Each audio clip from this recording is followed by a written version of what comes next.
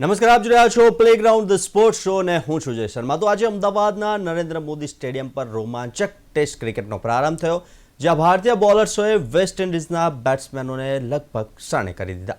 Toss જીતીને બેટિંગનો નિર્ણય લેનાર વેસ્ટ ઇન્ડિઝની ટીમ માત્ર ભારતીય બોલરોના તરખાટ સામે 162 રનમાં જ ઓલ આઉટ થઈ ગઈ। ભારતીય ટીમમાં 3 સ્પિનર્સને સમાવવાની વ્યૂહરચના કેટલી કારગર સાબિત થઈ તે વિશે કરીશું ચર્ચા, અને આ ચર્ચા કરવા માટે આપણી સાથે સ્ટુડિયોમાં ઉપસ્થિત છે સ્પોર્ટ્સ એક્સપર્ટ અશોક મિસ્ત્રી। અશોકભાઈ, આપનું સ્વાગત છે। Thank you so much. અશોકભાઈ, આપણે પહેલા દિવસની ચર્ચા કરીએ તે પહેલા જોઈએ એક ખાસ રિપોર્ટ। ભારત અને વેસ્ટ ઇન્ડિઝ વચ્ચેની પ્રથમ test match Narendra Modi stadium પર આજથી શરૂ થઈ ગઈ। ટોસ જીતીને વેસ્ટ ઇન્ડિઝે પ્રથમ બેટિંગ કરવાનો નિર્ણય કર્યો હતો। ભારતીય ટીમમાં યશસ્વી, રાહુલ ગિલ, સાઈ સુદર્શન, ધ્રુવ જુરેલ, રવિન્દ્ર જાડેજા, વોશિંગ્ટન સુંદર, નીતિશ રેડ્ડી, કુલદીપ તેમજ બુમરાહ અને સિરાજનો સમાવેશ કરાયો છે।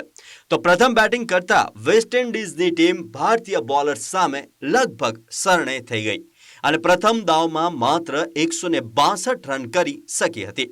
તો જસ્ટિન ગ્રીવ્સે સર્વાધિક 32 રન બનાવ્યા હતા। ભારત તરફથી મોહમ્મદ સિરાજે તરખાટ મચાવતા 4 વિકેટો ઝડપી હતી, જ્યારે બુમરાહે 3, કુલદીપે 2 અને સુંદરે 1 વિકેટ ઝડપી હતી। સમગ્ર દિવસ દરમિયાન મેદાન પર તડકી છાંયડી જોવા મળી હતી, જ્યારે દશેરાની રજા હોવા છતાંય લોકોની પાંખી હાજરી જોવા મળી હતી। તો ભારતે પોતાનો પ્રથમ દાવ સાવચેતીથી શરૂ કર્યો હતો અને પ્રથમ વિકેટની ભાગીદારીમાં 68 રન બનાવ્યા હતા। યશસ્વી જયસ્વાલ 19મી ઓવરમાં 36 રન બનાવીને સિલ્સનો ભોગ બન્યો હતો। તો ભારત અને વેસ્ટ ઇન્ડિઝ વચ્ચેની પ્રથમ ટેસ્ટ મેચ આજ રમાઈ, આજ વિશે ચર્ચા કરીએ। અશોકભાઈ, સૌથી પહેલાં તો આપ જ્યારે આ મેચ રમાઈ રહી હતી, આપ નરેન્દ્ર મોદી સ્ટેડિયમ પર મોજૂદ હતા। કેવો ટેસ્ટ મેચનો માહોલ જોવા મળ્યો, કેટલો રસ અને કેટલી ગીર્દી જોવા મળી હતી ટેસ્ટ મેચ ક્રિકેટમાં, અને તેના શું કારણો? યાર, બહુ મજા ના આવી। સાચું પૂછો તો વિરાટ કોહલી અને એવા જ્યારે દિગ્ગજ ખેલાડીઓ જ્યારે ટીમમાં હોય ત્યારે જે ટીમનો દબદબો અથવા તો જેનો એક જોશ જોવા મળે, એવું કોઈ જોશ આજે જોવા ના મળ્યું। એમ કે પ્રેક્ષકો લગભગ નહીવત જેવા જ હતા, જ્યારે બાજુ થોડા છૂટાછવાયા પ્રેક્ષકો નો ડાઉટ કે જોવા મળ્યા, પણ એ જેને બહુ આમ સાઇઝેબલ એમાઉન્ટ કહી શકાય એવું મળ્યું નહીં। તમને યાદ હોય તો ભારત અને ઇંગ્લેન્ડ વચ્ચેની જે શ્રેણી થઈ એમાં તમે જુઓ કે ટેસ્ટ મેચમાં દરેક ટેસ્ટ મેચમાં પ્રેક્ષકો ફૂલ પેક, જામ પેક સ્ટેડિયમ જોવા મળે આપણને। આ જે પ્રેમ છે ક્રિકેટ પ્રત્યેનો, આ જે ક્રિકેટ પ્રત્યેનો લગાવ છે, એ લગાવ જે ભારતમાં હોવો જોઈએ એટલો છે નહીં। એટલે ટેસ્ટ ક્રિકેટ ભારતમાં એટલું લોકપ્રિય નથી। 2-3 કારણો છે ને કે ભાઈ ભારતમાં લોકપ્રિય ઇન ધ સેન્સ, ધારો કે કાલનો દિવસ છે તો આજે જે રીતે ભારતની બોલિંગ જોઈ, કાલે બેટિંગ આવશે એટલે કાલે તમને થોડો ક્રાઉડ દેખાશે। ફરી પાછું જ્યારે વેસ્ટ ઇન્ડિઝની આવશે તો એટલું સારું ક્રાઉડ નહીં દેખાય। કેમ એવું થાય છે? એમાં 2 સવાલ છે। પહેલાં કે ભારત બહુ મજબૂત ટીમ છે, ટોચની ટીમ છે। વેસ્ટ ઇન્ડિઝ અત્યારે ખૂબ જ ખરાબ સમયગાળામાંથી પસાર થઈ રહેલી ટીમ છે। ઓસ્ટ્રેલિયા સામે સાહેબ આ ટીમ 28 રનમાં ઓલ આઉટ થઈ ગઈ અને જે શ્રેણી હતી ટેસ્ટ મેચની 3-0થી હારી। એટલે તમે એ રીતે જોવા જાઓ તો એક નબળી ટીમ સામે સબળી ટીમની મેચ એ લોકોને કન્વિન્સ નથી કરતી, લોકોને મજા નથી આવતી જોવાની। કે આ જ વસ્તુ જો આજથી 25 વર્ષ પહેલાંની હોત કે તો અલગ હતી, જ્યારે ખતરનાક માઇકલ હોલ્ડિંગ છે, એમ્બ્રોઝ છે, જોએલ ગાર્નર છે, એવા બધા ખેલાડીઓ જ્યારે બોલિંગ કરતા હોય ત્યારે જોવાની જે મજા આવતી હોય, બેટિંગ કરતા હોય જોવાની મજા આવતી હોય, ડેઝમન્ડ હેન્સ છે કે પછી ગોર્ડન ધ ગ્રેટ છે કે પછી વિવ રિચાર્ડ્સ છે કે ક્લાઇવ લોઇડ છે કે જેફરી ડુઝોન છે, એવી જે ટીમ જે મજબૂત હોવી જોઈએ, મજબૂત ટીમ વેસ્ટ ઇન્ડિઝની છે નહીં। એક વખત હતો કે એમનો એક ધાક પ્રવૃત્તિ હતી, આખી વિશ્વની અંદર જેટલા પણ દેશો ક્રિકેટ રમે છે એમાં સૌથી ખૂંખાર ટીમ એ વેસ્ટ ઇન્ડિઝની ગણાતી હતી। પણ અત્યારની પરિસ્થિતિમાં એટલે એ પણ એક કારણ છે કે તમે જ્યારે નબળી ટીમ સામે રમતા હો તો તમને પ્રેક્ષકો મળે નહીં, આ એક બીજી એક અગત્યની વાત છે કે તમારી પાસે તમે ટેસ્ટ મેચનું ભાવિ કેટલું જુઓ છો? 5 દિવસની ટેસ્ટ મેચ કેટલા વખતમાં પૂરી થઈ જશે? આજે તમે વેસ્ટ ઇન્ડિઝની ટીમ સસ્તામાં ઓલ આઉટ થઈ ગઈ, આપણે રમીશું જબરજસ્ત, ધારો કે 400 રન 500 રન આપણે કર્યા, સેકન્ડ ઇનિંગની અંદર ફરી પાછી એ ટીમ પાણીમાં બેસી જશે, તો આ મેચ 5 દિવસ તો ચાલવાની નથી. તો જ્યારે તમારી પાસે અનસર્ટનિટી પ્રિવેલ કરતી હોય, જ્યારે તમારી પાસે રોહિત શર્મા છે, વિરાટ કોહલી છે, એવા દિગ્ગજ ખેલાડીઓ ના હોય કે જેમને ખાલી એમની ઝલક જોવા માટે પણ લોકો આવતા હોય, મહેન્દ્રસિંહ ધોની છે કે જેને એ ટાઈપના, એટલે અત્યારની જે ટીમ આપણી છે ટ્રાન્સફોર્મેશન પસાર થઈ રહી છે, એટલે એક બદલાવની જો એ કરાય તો એટલા માટે લોકો જોવા ઓછા આવે છે અને આજે પણ જોવા ઓછા હતા. 2-3 વાત છે, ટેસ્ટ મેચ T20 જેટલું લોકપ્રિય ફોર્મેટ નથી. બીજી વાત છે, દિગ્ગજ ખેલાડીઓ કે જેને જોવા માટે લોકો આવતા હોય એવું બનતું નથી, એટલે એ ખેલાડીઓ નથી એટલે લોકોનો રસ થોડો ઓછો છે. બીજું કે આ જે નવી ટીમ છે એના જે બેટર્સ છે એમને એટલી ધાક, એટલી એમની નામના કમાઈ નથી કે જેમની બેટિંગ જોવા માટે લોકો સ્ટેડિયમ સુધી આવે. મને યાદ છે સચિન તેંડુલકર રમવા આવે ત્યારે ભીડ ભરાઈ જાય, અને જેવા સચિન તેંડુલકર આઉટ થઈને પેવેલિયનમાં જાય તો અડધું સ્ટેડિયમ ખાલી થઈ જાય. આ જોયેલું છે. સુનિલ ગાવસ્કરની બેટિંગ જોવા માટે લોકો આવે, પણ એ આઉટ થઈ જાય તો સ્ટેડિયમ ખાલી થઈ જાય, એવું જોયું. ત્યાર પછી તમારી પાસે રોહિત શર્મા, વિરાટ કોહલી, એ ખેલાડીઓને જોવા લોકો મેદાન ઉપર આવતા હતા, પણ એમના રિટાયર થયા પછી એ પણ એક સવાલ છે કે હવે કોને જોવા જવાનું. તો ખાસ કરીને પ્રતિસ્પર્ધી ટીમ નબળી છે, ભારતની ટીમ સારી છે, એટલે ઇમ્બેલેન્સ ઓફ ધ ટીમ્સ છે પહેલી વસ્તુ. એક બહુ જ સારી ટીમ, એક બહુ જ નબળી ટીમ, એટલે લોકોને જોવાની મજા ના આવે, ક્રિકેટમાં રોમાંચ હોય એ ના હોય. આપણે ઇંગ્લેન્ડની મેચો કેમ બહુ સારી રહી? Because both the teams were strong.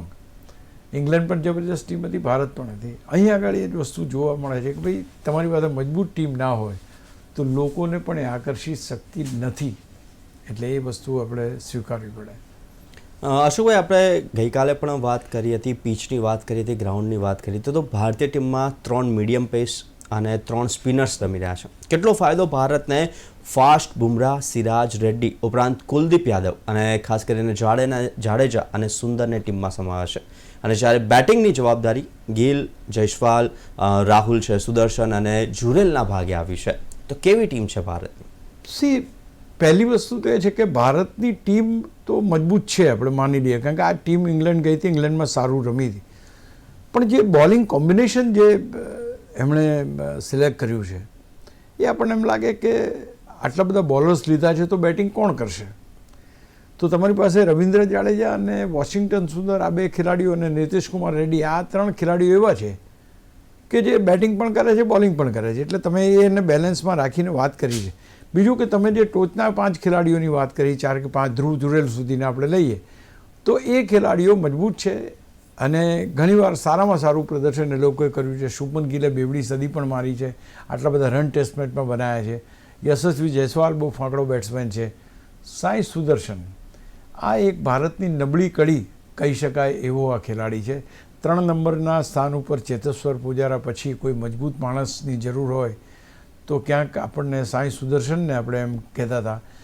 Gujarat ટાઇટન્સનો Shubman ગિલનો સાથીદાર અથવા તો એના અંડરમાં રમતો ખેલાડી આ, અને બહુ જ સારું IPL રમ્યો છે, પણ ટેસ્ટ મેચમાં એનો પગ જામતો નથી, એટલે ક્યાંક કહી શકાય કે એની જે એવરેજ છે 7 ઇનિંગે રમ્યો છે, 1 વાર એણે 50 મારી છે, 2 વાર એ શૂન્યમાં આઉટ થયો છે, એટલે કોઈ રીતે જેને કહી શકાય કે એક મજબૂત ખેલાડી તરીકે ઉભરીને આવ્યો નથી.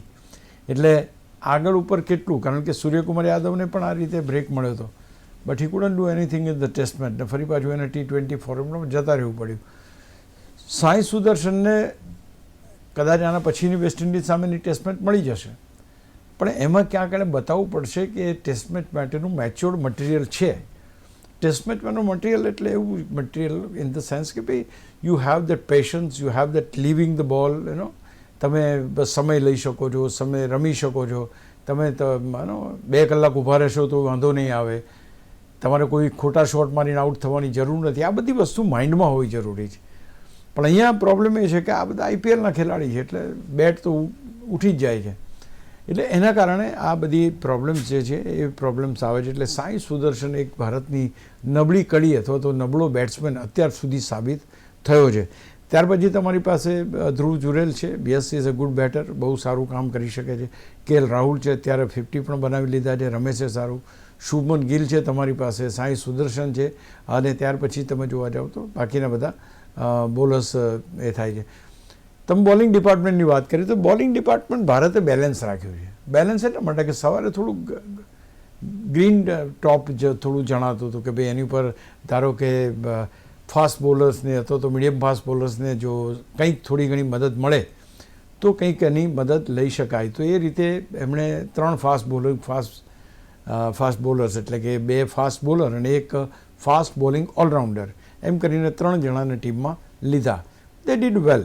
રેડ્ડીને વિકેટ નથી મળી પણ સિરાજ અને બાકી ખેલાડીઓએ સારું કામ કર્યું. સ્પિન ડિપાર્ટમેન્ટમાં Kuldeep Yadav has bowled very well. સુંદરને પણ એક વિકેટ મળી છે, રવિન્દ્ર જાડેજાને વિકેટ નથી મળી. એટલે અત્યારે એક ઇનિંગ જ્યારે પતી ગઈ છે ને ત્યારે આપણે કહી શકીએ કે યાર આ બધા ખેલાડીઓને લીધા બરાબર છે. અધરવાઇઝ થોડુંક આપણને એમ થાય કે ભાઈ ફાસ્ટ બોલર 3 લીધા છે, વધારે પડતા તો નથી. એક બેટ્સમેન આપણી પાસે સોલિડ હોત તો વધારે સારું. પણ અત્યારના તબક્કે એમ લાગે છે કે હા ભાઈ ભારતે જે ટીમ સિલેક્ટ કરી છે એ પીચ ઉપર જે બોલિંગ કરવાની હતી અથવા તો જે રીતે ઉતરવાનું હતું એ જગ્યાએ એમણે સારું પ્રદર્શન કર્યું છે. અશોકભાઈ, વેસ્ટ ઇન્ડિઝે ટોસ તો જીત્યો અને ટોસ જીતીને પ્રથમ બેટિંગનો નિર્ણય પણ કર્યો અને બેટિંગ પણ કરી અને 162 રનમાં જ ઓલ આઉટ થઈ ગયું. તો કહી શકાય કે શું પીચનો લાભ વેસ્ટ ઇન્ડિઝ બેટર્સ ઉઠાવી ના શક્યા? See, test match is like that. Test match is what કે ટેસ્ટ મેચની અંદર તમારે પાર્ટનરશિપ બનાવવાની હોય છે. ટેસ્ટ મેચની અંદર તમે ધૈર્યથી રમી શકો છો, ઉતાવળ નથી. આઉટસાઇડ ધી ઓફ સ્ટમ્પના બોલ તમારે છોડવાના હોય છે.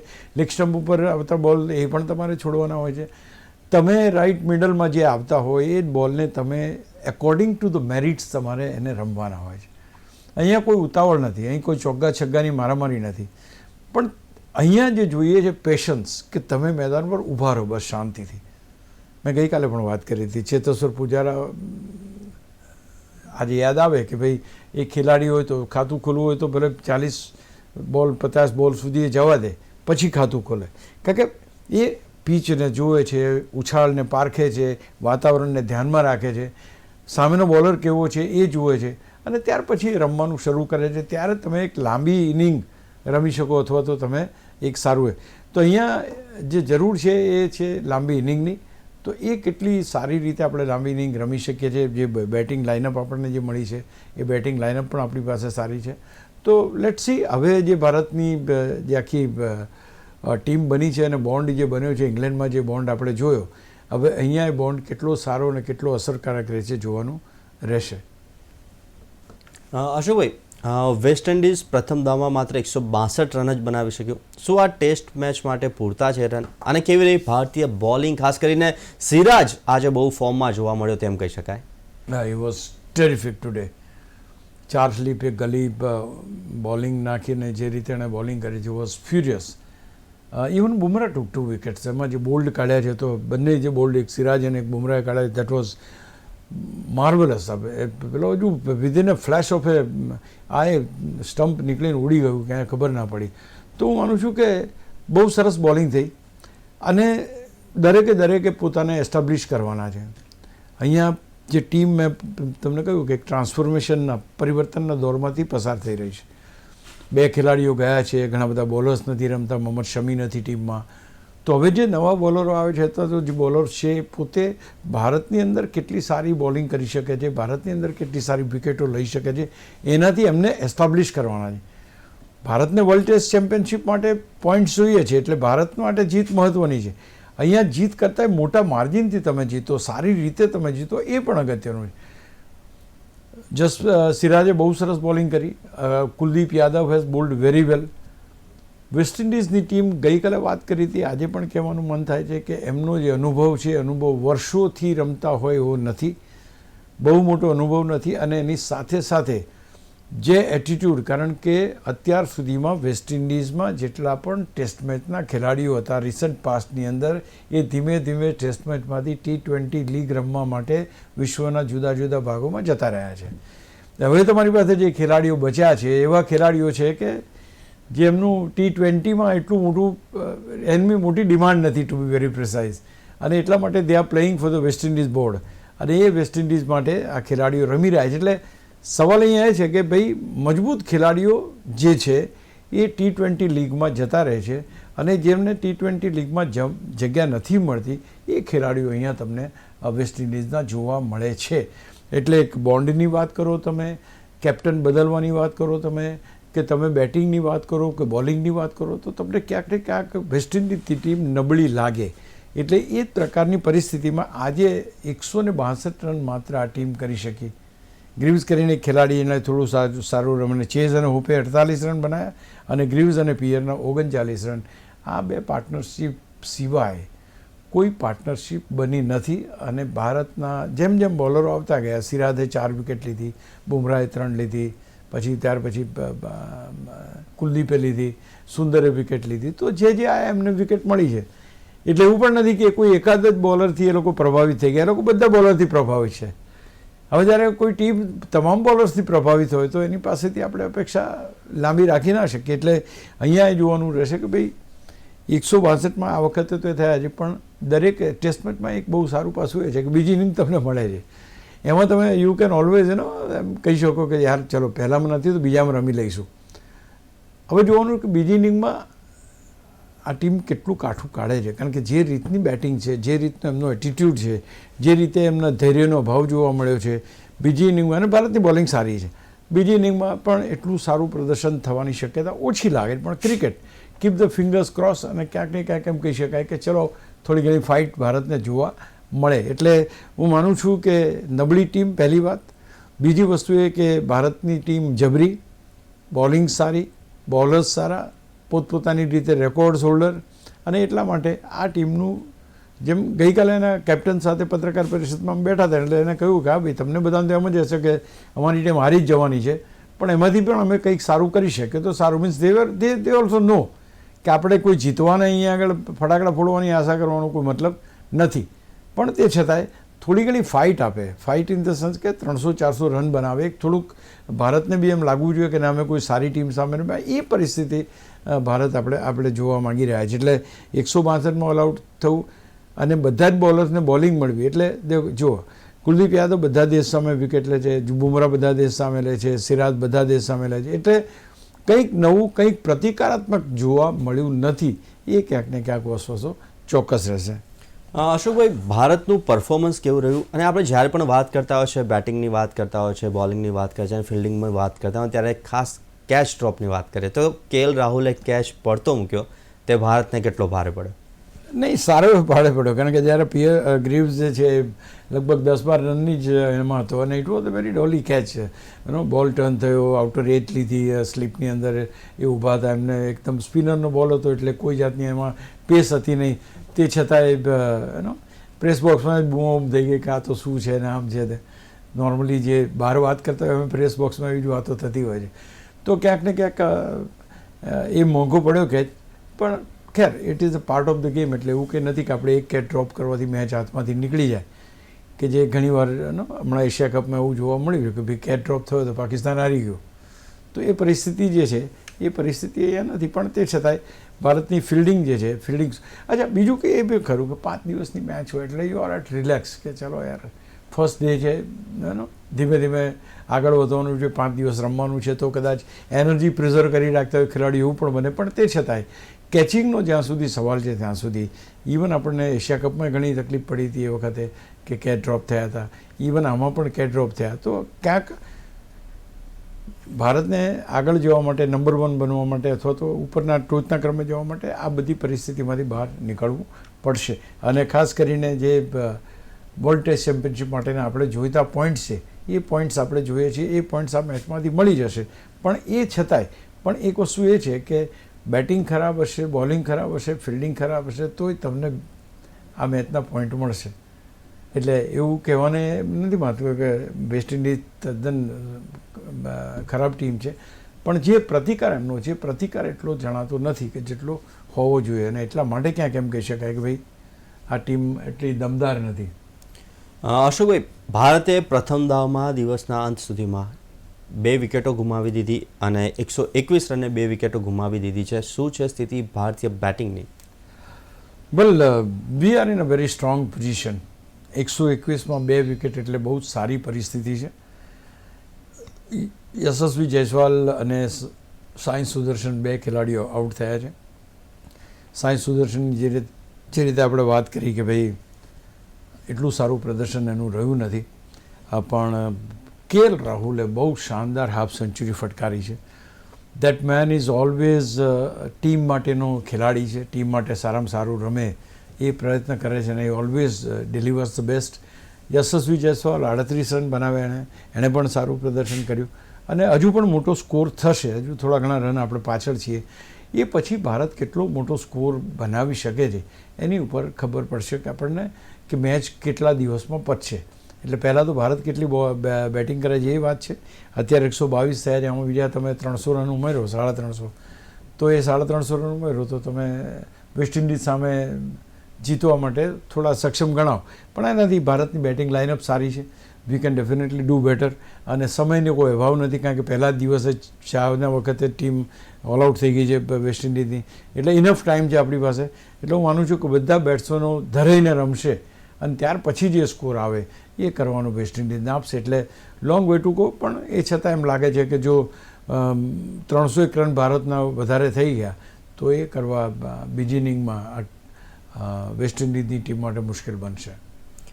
અશોકભાઈ, તો એટલું કહી શકાય કે દિવસના અંતે મેચ આપણે જે રીતના વાત કરીએ 121 2 વિકેટ, તો શું કાલે લોકોનો ધસારો ભારતીય બેટિંગ જોવા માટે થઈ શકે કે કદાચ એવું હોઈ શકે આજે વેસ્ટ ઇન્ડિઝનો પ્રથમ છે ટર્ન અને ટોસ જીતીને એમણે બેટિંગ લીધી છે તો આપણે કાલે જઈશું, પરંતુ આ આખું જ ચિત્ર ઉલટું જોવા મળ્યું છે. તો કાલે જોવા મળશે ભારતીય બેટિંગની અંદર લોકોની ભીડ?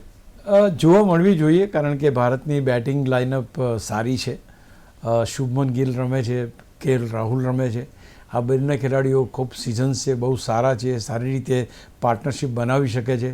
તો એમની બેટિંગ તો છે. ત્યાર પછી તમારી પાસે ધ્રુવ જુરેલ છે અથવા તો બાકીના જે ખેલાડીઓ છે એ રવિન્દ્ર જાડેજા છે, બિંગ લોકલ મેન અથવા તો ગુજરાતનો ખેલાડી, સૌરાષ્ટ્રનો ખેલાડી અને વાઇસ કેપ્ટન, એની એક મોટી ભૂમિકા, નિર્ણાયક ભૂમિકામાં એને પણ લોકો જોવા માગશે. તો આવતીકાલે મને એમ લાગે છે કે લોકો જોવા માટે ચોક્કસ આવી શકે છે. ટેસ્ટ મેચ છે, રોમાંચ હજુ શરૂ નથી થયો, પણ રોમાંચ ક્યારે પણ શરૂ થઈ શકે છે. અને આમાં 2 ઇનિંગ હોય છે, એટલે પહેલી ઇનિંગમાં નિષ્ફળ ગયેલી ટીમ જો બીજી ઇનિંગમાં સામેની ટીમને જો સારો પ્રતિકાર કરે છે તો મેચના પાસા પલટાઈ શકે છે. પણ શું વેસ્ટ ઇન્ડિઝમાં એવો અપસેટ કરવાની ક્ષમતા છે એ જોવું રહેશે. તો આ હતી આજે મહેમાનો પરેશાનમાં આજની ચર્ચા, અને આજની ચર્ચા કરવા માટે અશોકભાઈ અમારી સાથે જોડાયા તે બદલ ખૂબ ખૂબ આભાર. તો આવી જ રીતના દરેક સ્પોર્ટ્સ ઇવેન્ટ્સના પ્રિવ્યૂ, રિવ્યૂ, એનાલિસિસ અને ડિસ્કશન માટે જોતા રહો પ્લેગ્રાઉન્ડ ધ સ્પોર્ટ્સ શો. નમસ્કાર.